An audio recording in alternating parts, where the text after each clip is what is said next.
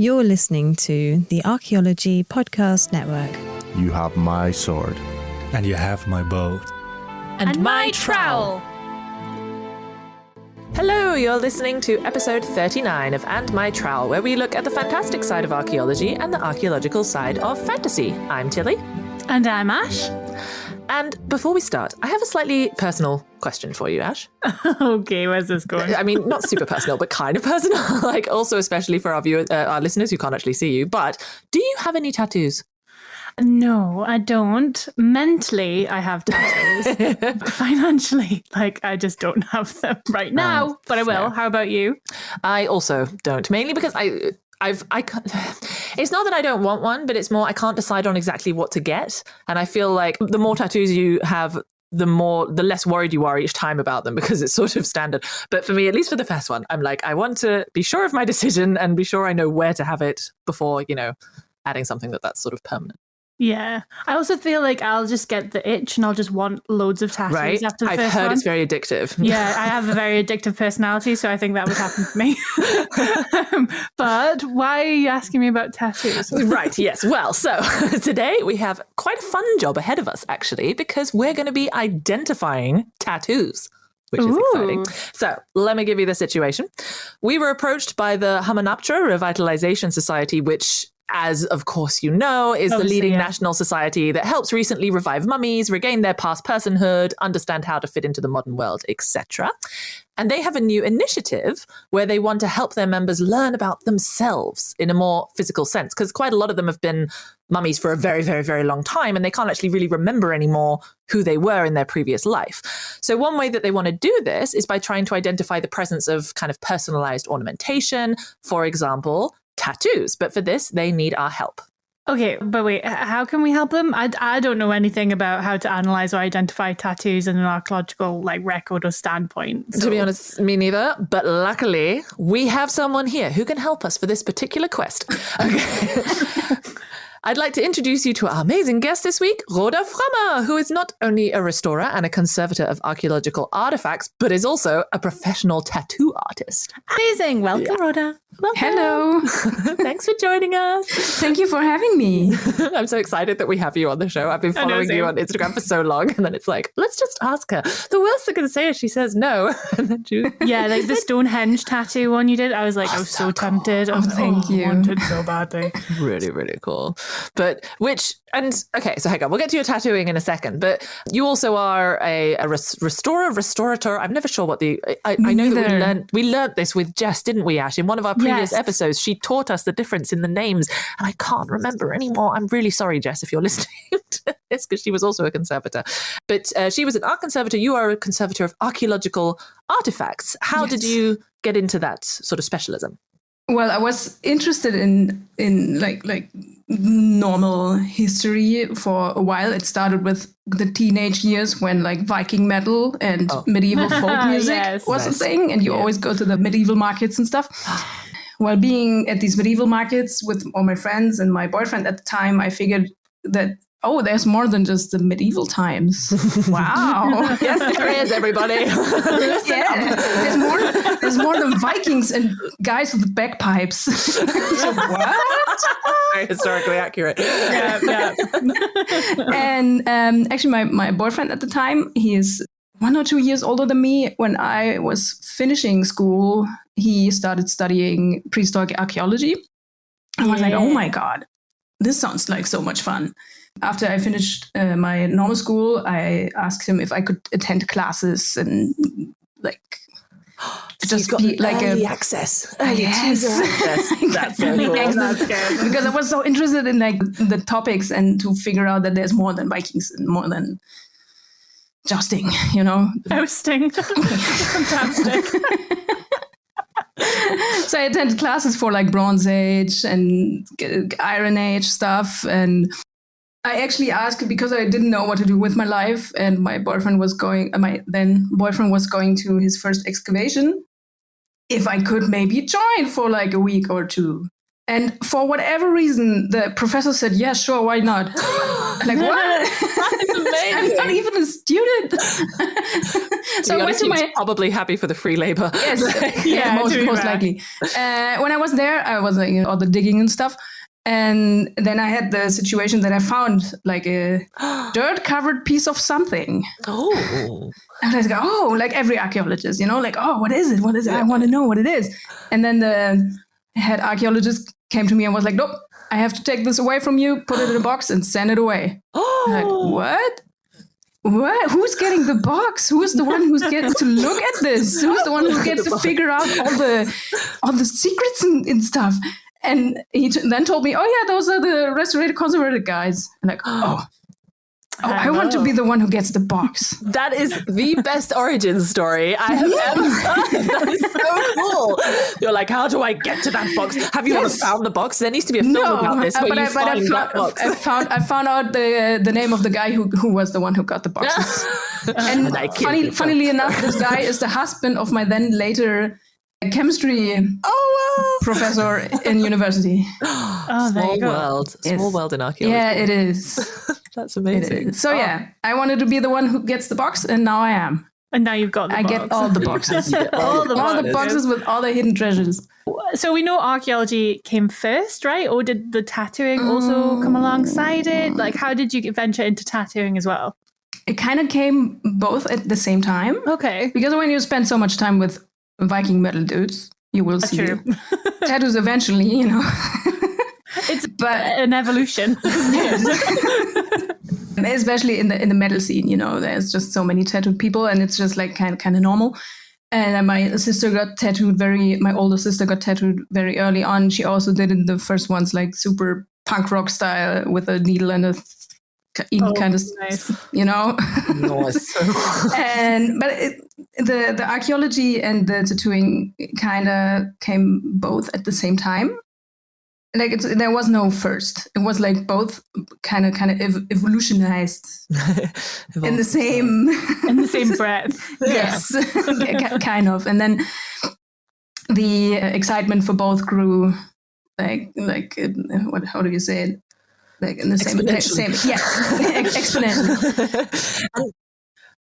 And did you also then always, because you mentioned that you already from the start of archaeology had more of an interest in kind of the prehistoric time periods and everything. So was the tattooing also more prehistory inspired from the start, or did you sort of later? Oh, okay. No, actually, yes, I got this asked recently, actually, and somebody asked me, how did you switch over to archaeology? And I never did. I just started. I'm an archaeologist.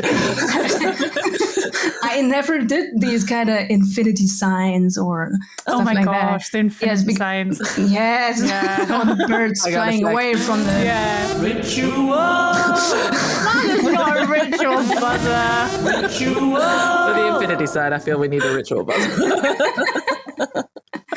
No, but actually, now looking back, I know that my first ever tattoo that I did was on said boyfriend at the time. And it's, you know, these, I don't know the English word for it, but in German it's Kreisauge. It's the circle with the dot in the middle. Yeah, the evil eye, right? Is it? Yeah, but is it evil eye? Isn't it? Well, but it's lucky, but it's called, I think we still call it the evil eye, or do we call it something else? The evil eye wards away evil. Yeah. It's not evil in itself. Yeah. But it's not the blue one from this. Oh, it's not the blue one. No, not. It's just a circle, random circle, and a dot in the middle. It's like a cup and ring mark. Ring mark? It's like a cup and ring mark.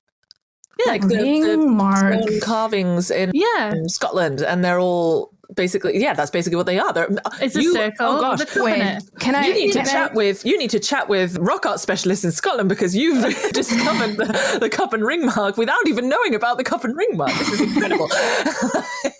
Yeah, so no, Kreisauge, I've just looked it up for those listening because I was curious. So yeah, it's literally it's the circle with a dot in the middle, which funnily enough, I have a set of replica dice here right in front of me, and they have exactly the same. Yes, exactly. And that kind of symbol, or like that kind of motif is like so old. Yeah. And in several different cultures and throughout the ages. That was the first tattoo that I ever did on said boyfriend. And then the second tattoo that I ever did was like a these Bronze Age little reindeer from Denmark. Yes, I love them. Reindeer, they're so cute. Yes, that was on myself. So it just started with prehistoric designs. And is that I'm trying to remember now, your like logo, I guess you could call it. Like was that one of the little reindeer, or was that? It's inspired by those little reindeers. Okay. Yeah, I think that's very cute as well. Yes, by the way, if anyone doesn't already follow Rhoda and wants to see these amazing... what I really love about your tattoos is that they're sort of minimalist tattoos almost. Like they're kind of very... Yeah. They look very simple, but they're so clever. Like they're just so well designed. I really love that. Yeah, thank you. So do you find that a lot of your kind of customers are already interested in archaeology or the context of your tattoos? Or is it the other way around? Like you're kind of telling people about the archaeology and then they're coming to you, or they get something and they go, oh, actually, this is, a reindeer from Denmark. Like, how does it go for you and the interactions with your customers? It varies. Most of them, or not most of them, but many of them are already in the archaeology field, like archaeology friends, restoration friends, or just basic archaeology nerds that are like caretakers in their everyday life, and then when they're home, they do bone carving. Undercover life, I have many of those who then come to me and say, "Oh man, this cave painting is so cool," or "Have you seen this artifact?" and stuff like that. But then I don't only do cave paintings, and I'm not only doing artifacts. I do a variety of things that are mainly inspired by prehistoric artifacts, because when I see, for example, a piece of pottery or like something that has designs on it, sometimes I immediately think, oh, that would look nice as a hand tattoo. Yeah, because you sort of take the motif, don't you, from that, and then place it on the plate on the body. Like I particularly like the one on the foot, the boat from the Tanum Bronze Age boat. Yeah, I love that one. Yeah, and with these more simple designs that are not like figurative, but just lines and dots. And lines and dots, which I love, like lines and dots forever and always. My personal precious. Lines and dots are the best. Isn't the precious just a circle anyway, right? Really? Yes. It's just a continuous line.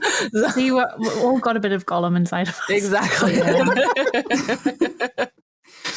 Well, with these lines and dots, there are also other people coming to me and say, oh, this is so minimalistic and I love how expression it is, even if it's not saying a lot, because I don't write text or I don't, do birds or... Actually, I did a bird recently, but it's... The bird on a stick, Stone Age bird. Little... the bird on the stick, yeah. I saw that one. Recently, I tattooed the little bone... I don't know if it is actually bone, but this little stone figurine of a tiny bird from the stone. Don't count me on it. It's Paleolithicum or Neo. I don't know. But this little figurative water bird that was found in southern Germany at the cave of Vogelherd. Vogelherd, yes. I know the one you're talking about now. Yes. I remember seeing a picture of it somewhere. Where did I see that? I can't remember now. But yes, and it was so cute. It's a little Yes, and it's also very... So I do birds apparently. But there you go. But prehistoric Paleolithic birds, not sort of a pair of swallows.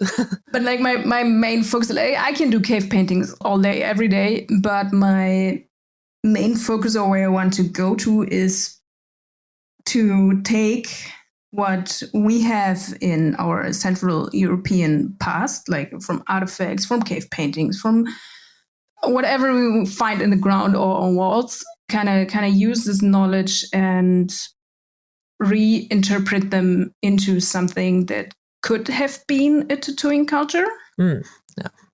Which I like that you're indeed taking them from sort of, in quotes, local sort of history in that respect as well. Because I think a lot of people also assume that if you're getting tattoos, you have to get something that's more, I don't know, I hate using the word, but sort of exotic, or, you have to get like the stereotypical tattoos from this place or that place. But actually there's so much indeed that's kind of not, it's local, basically. Yes. It's sort of historic, prehistoric, local symbols that still can be relevant and then not then taking off another culture's symbols. Yes. I try to be super aware of the fact that we have indigenous cultures that have tattooing practices and they're growing, and I love that. I wish I was indigenous and could just cover myself in those indigenous tattoos from my culture, I would look so badass, and then all the knowledge that comes with it, and I admire them so much. And since we don't have that in Central Europe because of evolution, and the way we kind of forgot about it, but we do have tattooed people in Europe and has been around for so long. And since I've been studying and working with indigenous cultures so much, I have I feel the urge to have something for our own, like local knowledge. And since we don't have anything that's like so old and is still around other than archaeological finds, I use those because while studying the other cultures, I realized that the material culture is very, very often extremely close to the tattooing culture. What you see on textiles, what you see on pottery, what you see on whatever patterns you see on the material culture used to be also the tattooing culture in many, many cultures. Yeah. So why not do this for our culture as well? Yeah.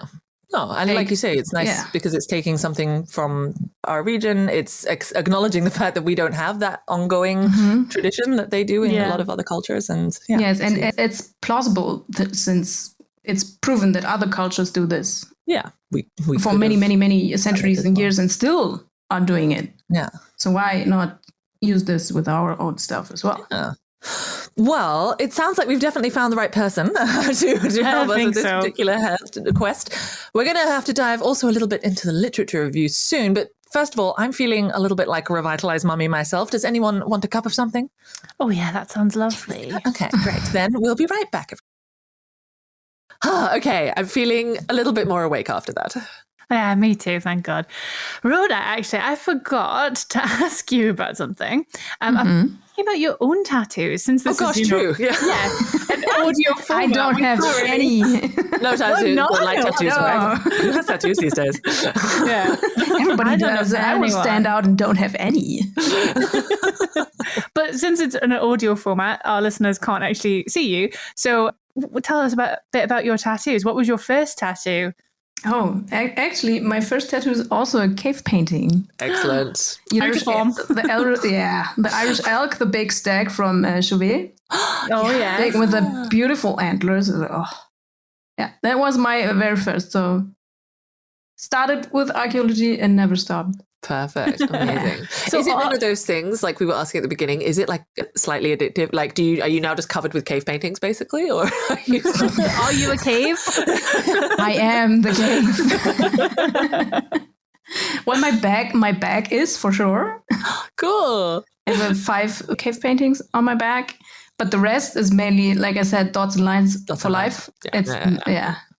Dots and lines. Fascinating. You have context. Like, do you know what I mean? Like, is it all the same cave? Like, that's so cool. No, it's not the same cave. No.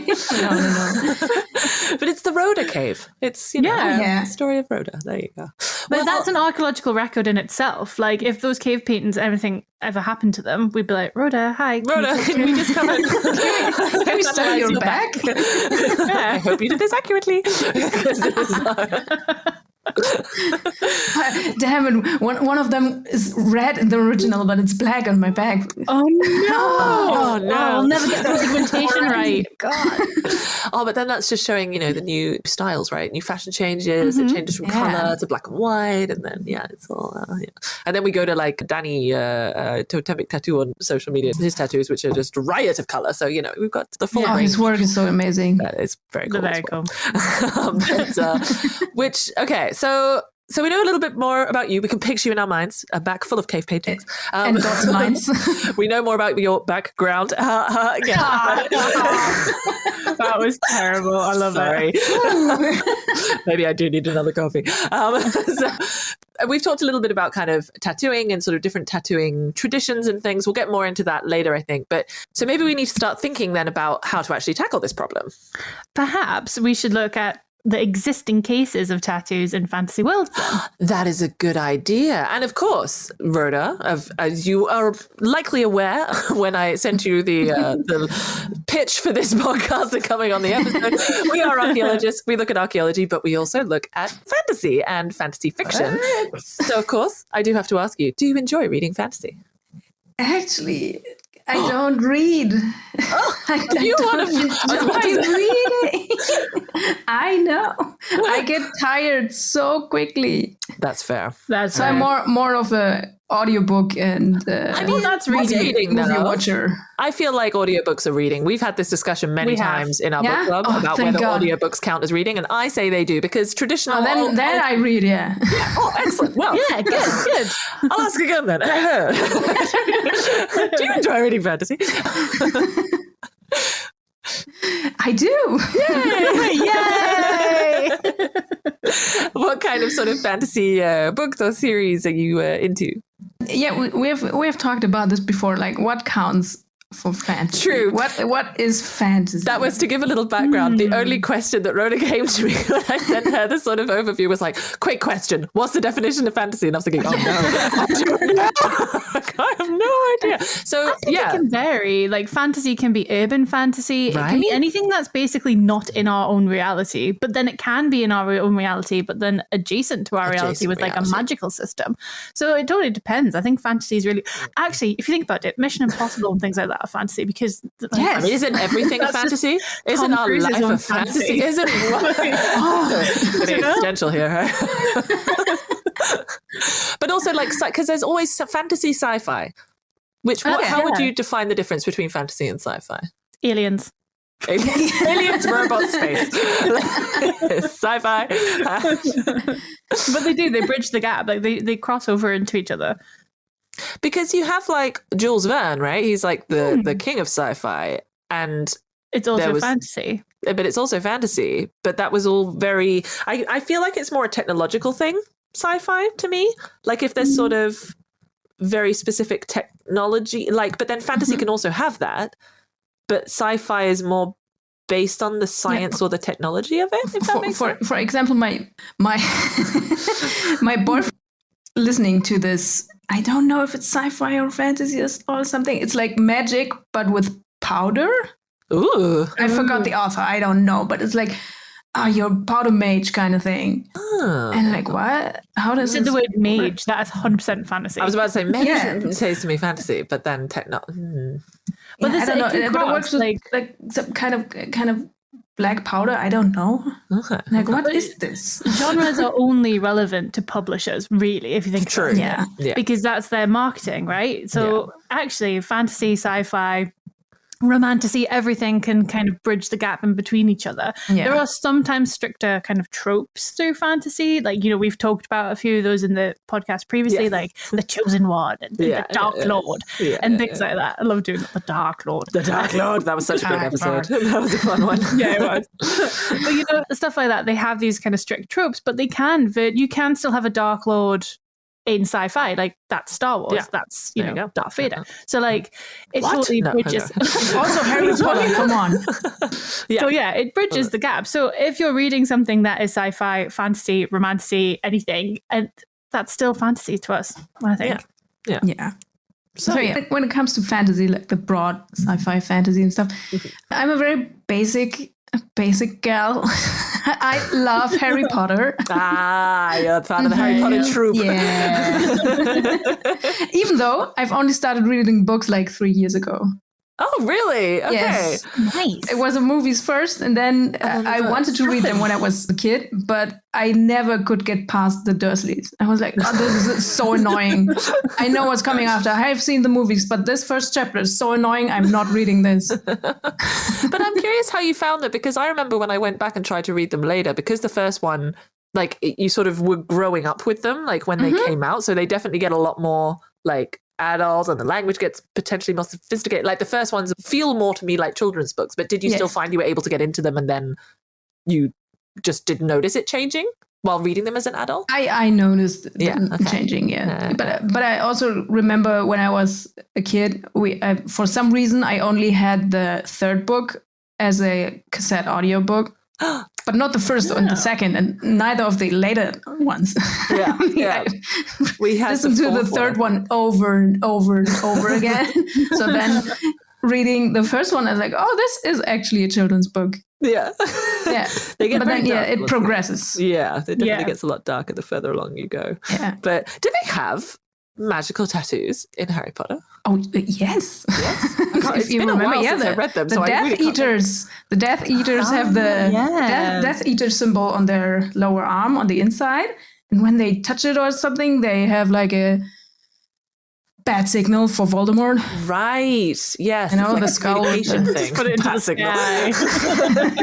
Voldemort, come to us. This is a proper crossover of different fantasy genres. When the Death Eaters touch the thing, they have a bad signal. Superman comes. So yeah, they do have tattoos. Yeah. In Harry Potter. No, that's fair. I'm trying to think of other. I mean, of course, you know one series which has some magical tattoos in it. Hey, come on, it's been a while actually since I've mentioned. I don't think so. You mentioned it in the last episode. So... Okay, never mind. I thought that I didn't mention him in the last. Anyway, whatever. I think you mentioned it every. I try my best. I am referring to the wonder that is the Discworld. Preach. No. I need to make a new button that's like every time I want to talk about Discworld. No, but it is very cool actually. So there's actually, and it's similar to what we were talking about before the break actually, Rhoda, with the fact that tattoos are then related to other parts of material culture and everything, because it's the dwarvish mind signs in Discworld, and they sort of mean different things. And you've got these different ones. So there's the following dark, the summoning dark, all these different kinds of dark, and they all mean different things depending on the context and all this kind of thing. And so they're usually drawn on the side of a cave, or they're usually carved into a door. And there's one called the following dark or the summoning dark, which is kind of very dangerous, and that's almost like a curse one that you use to sort of show that it's danger and people shouldn't enter it. And Vimes, one of the main characters, has a little bit of, I don't want to do a spoiler, but yes, as a little bit of interaction with this in the form of a kind of tattoo in the book Thud. So yes, that's, there you go. Ha! Got it in. Like that was fun side story on this. I wanted to listen to an audiobook of the squirrel kind of realm, but then the audiobook starts with the most hideous bagpipes for the longest time. Really? Yes. What? I don't know. I don't. It's in German. Oh, it's like 10 minutes of hideous bagpipes. Like, I can't. Oh, yeah, no, that's not good. I'm not listening to this. That's fair. I accept. That's okay. I forgive you. Thank you. But I have to be honest though, I couldn't really think of many other books that were featuring sort of fantasy books that featured tattoos. I had to look some up. I don't know if you are aware of any, Ash, from your own reading. For immediately I thought of more urban fantasy with the tattoos. So you've got first of all, I thought of the Kate Bishop series. Now this is a small press, so I'm not sure if people know, but this starts with the Crossroad of Bones, and it's by Luanne Bennett. That's her name, Luanne Bennett. And she basically has a huge dragon tattoo on her back. Oh, dragon tattoos. I mean, I think everyone has a dragon tattoo. Well, there's the girl with the dragon. Oh, no, but the girl with the dragon tattoo isn't fantasy, right? That's no, it's not fantasy. Don't worry. But this is actually, she's a tattoo artist, the main character called Kate Bishop. Okay. Yeah, and she has a called Magic Ink. So I wonder what they do. They make magical tattoos and stuff like that. So basically, she is called the dragon because she has this dragon tattoo, but it's actually a birthmark. So I didn't know if it classified, but she is a tattoo artist. And then I thought of the Shadow Hunter series by Cassandra Clare. Mm-hmm. That was like a YA fantasy, like urban fantasy from years ago. And basically they have I think most tattoos in fantasy relate to fairies or the fae a lot of the time too. So they're connected to the Fae, and these like shadow hunters that kill like, you know, evil entities have tattoos on them, and they give them magical like powers and things like that too. And they're also, I think, quite a lot of the time almost like identifying marks in fantasy. Like I'm trying to, the ones that I knew, it was more sort of people had a mark, and then that showed that they were part of a particular clan or a particular, I don't know, a particular magical group, or, you know, something like that. So it was sort of... you have it in like, especially romance, fantasy, romantasy, where they have mate marks essentially. So like, I think Sarah J. Maas does this in her ACOTAR series, where like, like Freya has a tattoo when she gets married to this Fae guy with a bat boy guy, you know, whatever his name is, Rhysand and whatever. But like, and like they have like these kind of marriage marks and stuff like that. So that's quite a common trope you find in fantasy, especially relating to the Fae. It seems like some sort of bargain or something is made, so that they're branded in a kind of tattoo. Okay. Yeah. No. But yeah, because and I don't know if you know any other books, Rhoda, that you've read which also feature, apart from Harry Potter, of course, but that feature Harry Potter. other series or other books that feature tattoos. Of books, I can only think of one that I've been reading for the past year, because I only read 1 page a month. It's a German author. His name is Walter Moers, and he has this fantasy book series that play in a certain realm. And the book that has recently come out takes place on an island, like a super rough, more like not a super beautiful, warm palm tree island, but more rough and hard. Like dystopian island. Yeah. It's not dystopian. Island. It's more like you could say it's like the typical northern German landscape. Right. Yes. Nice. Yeah. Where we all were, I feel like it's sort of northern UK beach. Yeah. Where you're like, kind of rough. Not summer, and you're there like. Yes, exactly that. And local fishermen all have like this optical illusion tattoos on their skin, where they look like they're moving. But they're not. And it's all motifs of the fishing culture. Okay. Yes, cool. I translate the book to the island of 1,000 lighthouses. Okay. The island of 1,000 lighthouses. Wow, that's tricky. That's a proper tongue twister. I don't know if it's actually translated into that, but the German title is Die Insel der Tausend Okay. Was? Nee, warte. Die Insel der Tausend Leuchttürme. There we go. See, it's a tongue twister in every language. Oh, yeah.